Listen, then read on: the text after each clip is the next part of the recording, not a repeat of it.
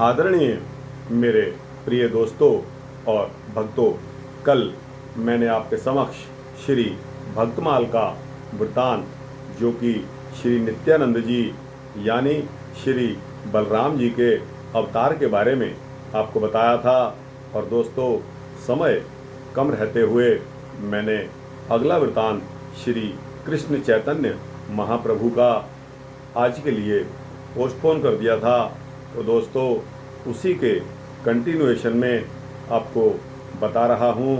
दोस्तों, कृपया बने रहिए। यह भक्तमाल का एक सच्चा वृतांत है। दोस्तों, बलराम जी श्री नित्यानंद महाप्रभु जी के रूप में प्रकट हुए। आपके अगाध हृदय में संपूर्ण प्रेम राशि आकर परिपूर्ण रूप से भर गई, परंतु फिर भी आपको प्रेम तृष्णा बनी रहती थी। आपका प्रेम ऐसा बढ़ा कि उसका भार आपसे संभालते नहीं बनता था। तभी आपने उसे पार्षदों यानी कि अपने शिष्यों में यथा योग्य स्थापित कर दिया।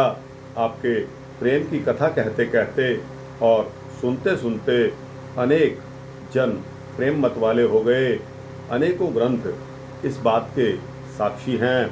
दोस्तों, श्री नित्यानंद जी की इस प्रेमोन्मत्तता का श्री प्रियादास जी ने अपने शब्दों में कुछ इस प्रकार वर्णन किया है।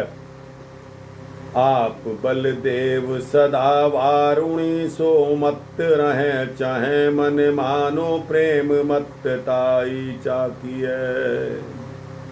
आप बलदेव सदा वारुणी सो मत रहे, चाहे मन मानो प्रेम मत ताई चाकिए। सोई नित्यानंद प्रभु महंत की देह धरी, भरी सब आन तौ पुन अभला किए। सोई नित्यानंद प्रभु महंत की देह धरी, भरी सब आन तौ पुन अभिला किए। भयो बोझ भारी क्यों जात ना संभारी, तब ठौर ठौर पार्षद माझ धर राखिए। कै भयो बोझ भारी क्यों जात ना संभारी, तब ठौर ठौर पार्षद माझ धर राखिए। कहत कहत और सुनत सुनत जाके भय मत वारे, बहु ग्रंथ ताकि साखिए। कहत कहत और सुनत सुनत जाके भय मत वारे, बहु ग्रंथ ताकि साखिए। तो दोस्तों, यह श्री नित्यानंद जी के बारे में मैं कल आपको बता चुका हूँ। आज शुरू करते हैं श्री कृष्ण चैतन्य महाप्रभु जी का वृतांत।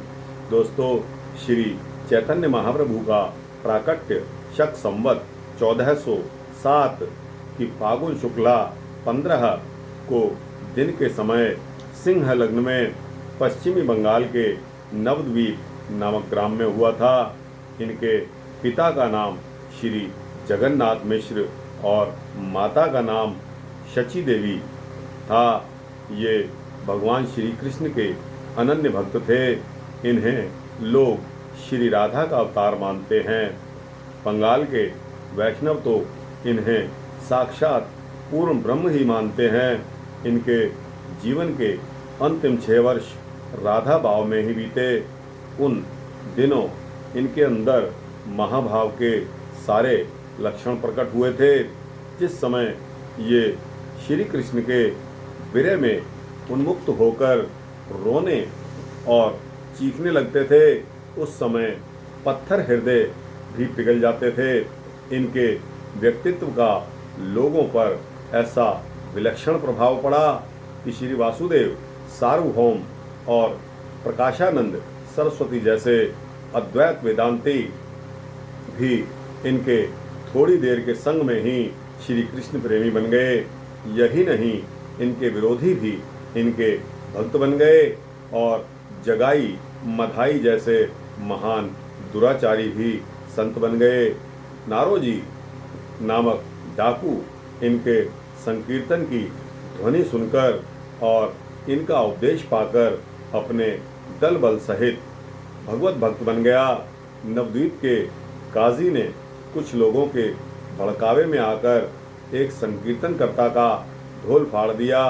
स्वप्न में उसे नरसिंह भगवान के क्रोध रूप के दर्शन हुए, जिससे घबराकर उसने चैतन्य महाप्रभु से आकर क्षमा मांगी और संकीर्तन का विरोध करना भी छोड़ दिया।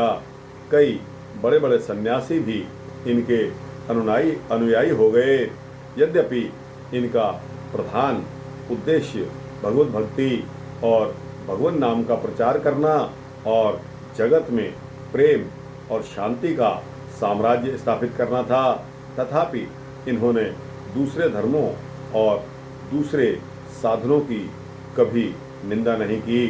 इनके भक्ति सिद्धांत में द्वैत और अद्वैत दोनों का ही बड़ा सुंदर समन्वय मिलता है। इन्होंने कलिमलग्रस्त जीवों के उद्धार के लिए भगवान नाम के जप और कीर्तन को ही मुख्य और सरल उपाय माना है। इनकी दक्षिण यात्रा में गोदावरी के तट पर इनके शिष्य राय रामानंद के साथ बड़ा विलक्षण संवाद हुआ, जिसमें इन्होंने राधा भाव को सबसे ऊंचा भाव बतलाया। श्री चैतन्य भगवान नाम के बड़े ही रसिक, अनुभवी और प्रेमी थे। इन्होंने बताया है, हरे कृष्ण कृष्ण कृष्ण हरे हरे, हरे राम राम राम हरे हरे, हरे कृष्ण कृष्ण कृष्ण हरे हरे, हरे राम राम राम हरे हरे, हरे कृष्ण कृष्ण कृष्ण हरे हरे, हरे राम राम राम हरे हरे। यह युगल मंत्र, यह महामंत्र सबसे अधिक लाभकारी और भगवत प्रेम को बढ़ाने वाला है। भगवान नाम का बिना श्रद्धा के उच्चारण करने से ही मनुष्य संसार के दुखों से छूटकर भगवान के परम धाम का अधिकारी बन जाता है। श्री चैतन्य महाप्रभु ने हमें बताया है कि भक्तों को भगवान नाम के उच्चारण के साथ दैवी संपत्ति का भी अर्जन करना चाहिए। दैवी संपत्ति के प्रधान लक्षण उन्होंने बताए हैं, दया, अहिंसा, मत्सर शून्यता, सत्य, समता, उदारता, मृदुता, शौच, अनासक्ति, परोपकार, समता, निष्कामता, चित्त की स्थिरता, इंद्रिय मन, युक्ताहार विहार, गंभीरता, पर दुख कातरता, मैत्री, तेज, धैर्य इत्यादि इत्यादि। श्री चैतन्य महाप्रभु आचरण की पवित्रता पर बहुत जोर देते थे। उन्होंने अपने सन्यासी शिष्यों के लिए यह नियम बना दिया था, कोई स्त्री से बात तक ना करे। एक बार उनके शिष्य छोटे हरिदास ने माधवी नाम की एक वृद्धा स्त्री से बात कर ली थी, जो स्वयं महाप्रभु की भक्त थी। केवल इस अपराध के लिए उन्होंने हरिदास का सदा के लिए परित्याग कर दिया। यद्यपि उनका चरित्र सर्वथा निर्दोष था। श्री चैतन्य महाप्रभु 24 वर्ष की अवस्था तक गृहस्थाश्रम में रहे। इनका नाम निमाई पंडित था। ये न्याय के बहुत बड़े पंडित थे। इन्होंने न्याय शास्त्र पर एक अपूर्व ग्रंथ लिखा था, जिसे देखकर इनके एक मित्र की आंखों में आंसू आ गए, क्योंकि उन्हें यह भय हुआ कि इनके ग्रंथ के प्रकाश में आने पर उनके ग्रंथ का आदर कम हो जाएगा। इस पर श्री चैतन्य ने अपने ग्रंथ को ही गंगा जी में बहा दिया। कैसा अपूर्व त्याग है अपने दोस्ती के प्रति। पहली पत्नी लक्ष्मी देवी का देहांत हो जाने के पश्चात इन्होंने दूसरा विवाह श्री विष्णु प्रिया जी के साथ किया था, परंतु कहते हैं इनका अपनी पत्नी के प्रति सदा पवित्र भाव रहा। 24 वर्ष की अवस्था में इन्होंने केशव भारती नामक सन्यासी महात्मा से सन्यास की दीक्षा ग्रहण कर ली। इन्होंने सन्यास इसलिए नहीं लिया कि भगवत प्राप्ति के लिए सन्यास लेना अनिवार्य है। इनका उद्देश्य काशी आदि तीर्थों का सन्यासियों को भक्त मार्ग में लगाना था। बिना पूर्ण वैराग्य हुए ये किसी को सन्यास की दीक्षा नहीं देते थे। इसीलिए इन्होंने पहली बार अपने शिष्य रघुनाथ दास को सन्यास लेने से मना कर दिया था। इनके जीवन में अनेक अलौकिक घटनाएं हुई जो किसी मनुष्य के लिए संभव नहीं है और जिनसे इनका ईश्वरत्व प्रकट होता है। एक बार इन्होंने श्री अद्वैत प्रभु को विश्व रूप का दर्शन कराया था तथा नित्यानंद प्रभु को एक बार शंख चक्र गदा पद्म और शारंग धनुष तथा मुरली लिए हुए षठभुज नारायण के रूप में और दूसरी बार 2 हाथों में मुरली और हाथों में शंख चक्र लिए हुए चतुर्भुज रूप में और तीसरी बार द्विभुज श्री कृष्ण के रूप में दर्शन दिया था। इनकी माता शची देवी ने इनके अभिन्न हृदय श्री नित्यानंद प्रभु और इनको बलराम और श्री कृष्ण के रूप में देखा था। गोदावरी के तट पर राय रामानंद के सामने ये रसराज यानी कि श्री कृष्ण और महाभाव श्री राधा के युगल रूप में प्रकट हुए, जिसे देखकर राय रामानंद अपने शरीर को संभाल नहीं सके और मूर्छित होकर गिर पड़े। अपने जीवन के शेष भाग में जब ये नीलांचल में रहते थे, एक बार ये बंद कमरे में से बाहर निकल आए थे। उस समय इनके शरीर के जोड़ खुल गए थे, जिससे इनके अवयव बहुत लंबे हो गए थे। इसके एक दिन इनके अवयव कछुए के अवयवों की भांति सिकुड़ गए और ये मिट्टी के लौंदे के समान पृथ्वी पर पड़े रहे। इनके जीवन में कई चमत्कार सामान्य रूप से दृष्टिगोचर हुए। उदाहरणतः श्री चैतन्य चरितामृत में लिखा है कि इन्होंने कई कोढ़ियों और अन्य असाध्य रोगों से पीड़ित रोगों को रोग मुक्त कर दिया। दक्षिण में जब ये अपने भक्त नरहरि सरकार ठाकुर के गांव श्रीखंड पहुँचे, तब नित्यानंद प्रभु जी को मधु की आवश्यकता हुई। उन्होंने उस समय एक सरोवर के जल को ही शहद के रूप में बदल दिया, जिससे आज तक वह तालाब मधु पुष्करणी के नाम से विख्यात है। इन घटनाओं का भक्तमाल के टीकाकार श्री प्रियादास जी ने अपने कवित्तों में कुछ इस प्रकार वर्णन किया है। गोपिन के अनुराग आगे आप हारे श्याम, जान्यो यह लाल रंग कैसे आवे तन में। ये तो सब गौर तनी नख सिख बनी ठनी, खुल्यो यो सुरंग अंग अंग रंगे बन में।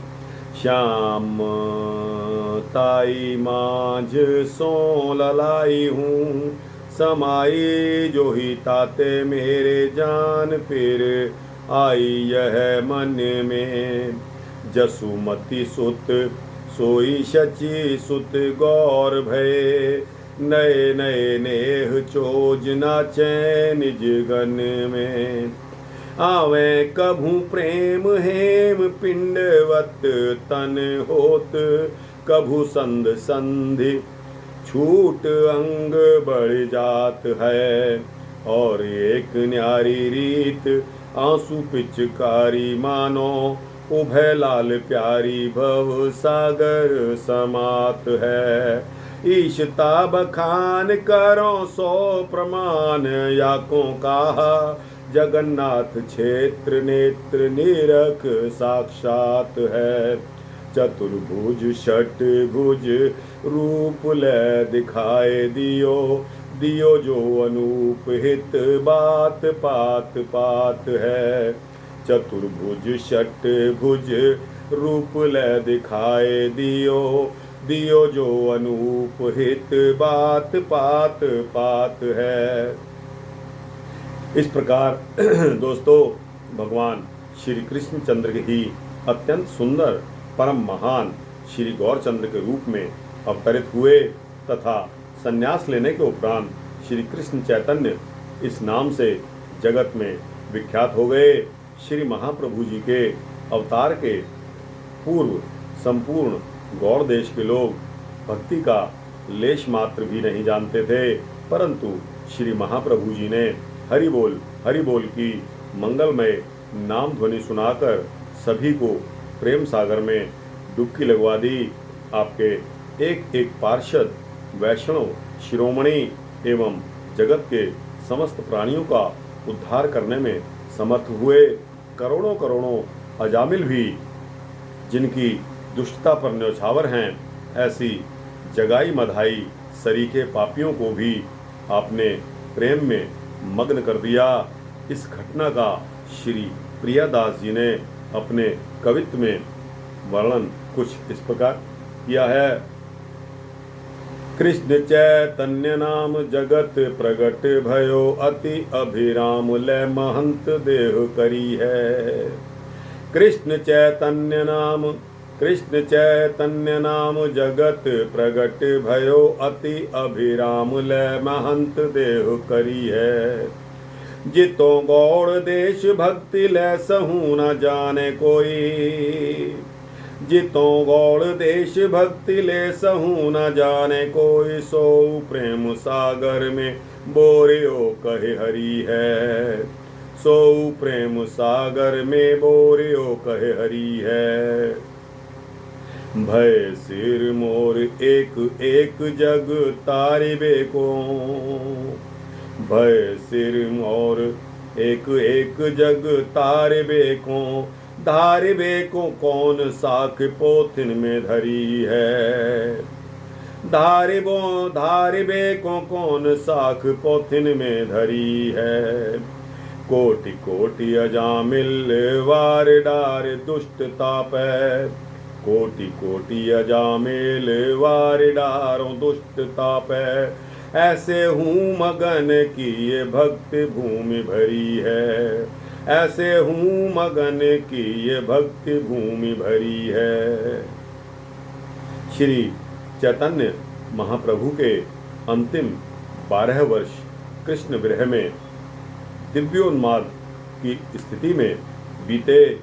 दोस्तों आप पुरी के गंभीरा मंदिर में प्रायः भावावेश में रोते बिलखते हुए रहते थे।